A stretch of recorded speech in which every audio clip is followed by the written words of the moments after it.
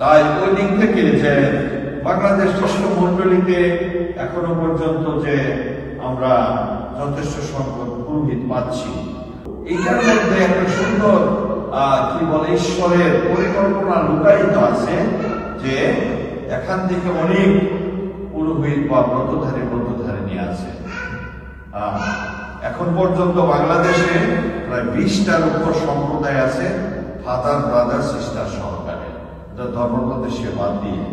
তাহলে মন্ডলী আস্তে আস্তে, বাংলাদেশ খ্রিস্ট মন্ডলী আস্তে আস্তে সমৃদ্ধশালী হচ্ছে এবং আপনাদের প্রার্থনা সহযোগিতার মধ্য দিয়ে আমরা উপলব্ধি করতে পারি যে প্রবাসী যারা আছে তারা কিন্তু আমাদের সঙ্গে একই সঙ্গে মন্ডলীভুক্ত বাংলাদেশ খ্রিস্ট মন্ডলী।